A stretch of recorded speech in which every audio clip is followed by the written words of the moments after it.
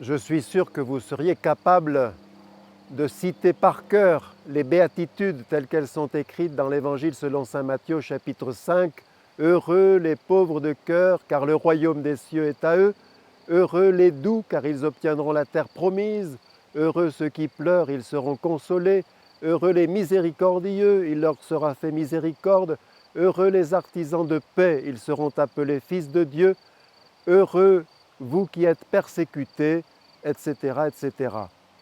Mais peut-être en entendant ce texte, vous êtes surpris par un petit détail. Saint Matthieu dit que Jésus, voyant la foule, gravit la montagne, ses disciples vinrent à lui, et il s'assit, et ouvrant la bouche, il se mit à les instruire, à les enseigner. Dites-moi, est-ce qu'on peut enseigner sans ouvrir la bouche? C'est saint Jean Chrysostome qui nous explique pourquoi cette redondance, pourquoi cette apparente répétition. Il nous dit qu'en fait, Jésus a proclamé les béatitudes deux fois. Une fois en ouvrant la bouche sur la montagne et une autre fois en fermant la bouche sur une autre montagne, celle du Golgotha.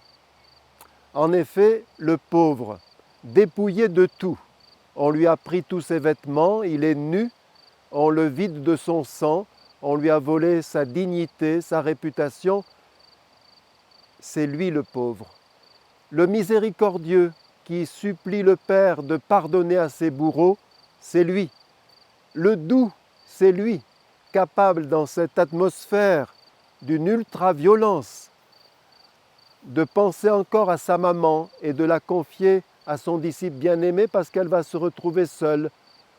De penser à son disciple bien-aimé, c'est-à-dire au fond chacun de nous représenté par Saint Jean, et de le confier à sa propre mère.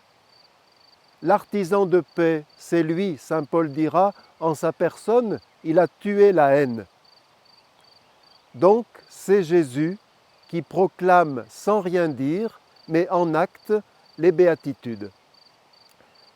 Les béatitudes, ça fonctionne comme un révélateur. Si je mettais dans votre assiette un fruit exotique inconnu, vous vous abstiendriez peut-être d'un air dégoûté.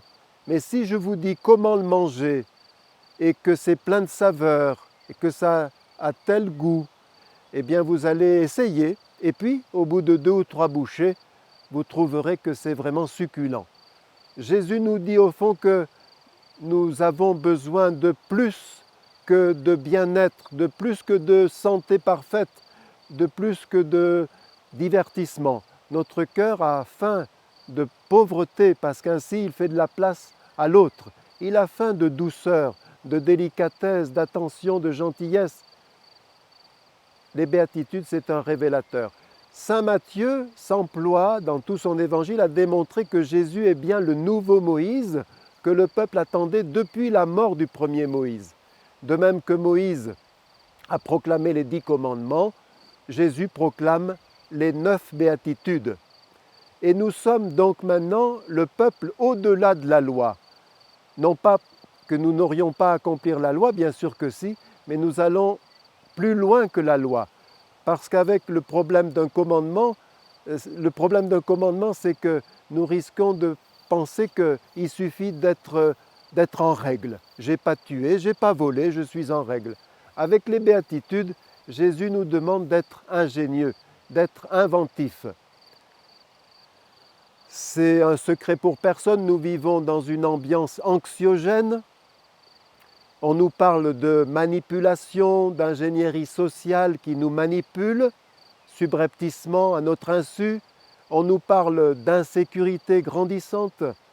On nous parle de précarisation des emplois, de fragilisation de l'hôpital, de l'école, de la famille.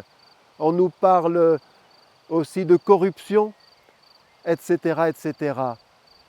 On sait que derrière tout ça, il y a l'égoïsme, l'individualisme, et que nous ne nous en sortirons pas sans celui qui proclame les béatitudes pour nous mettre au travail, sans celui qui vit les béatitudes pour nous mettre en travail comme lui-même l'a été. Alors, pour expliquer le en travail, je fais appel à une belle parabole d'un de nos philosophes actuels, Martin Stephens, qui nous invite à vivre la vie en bleu.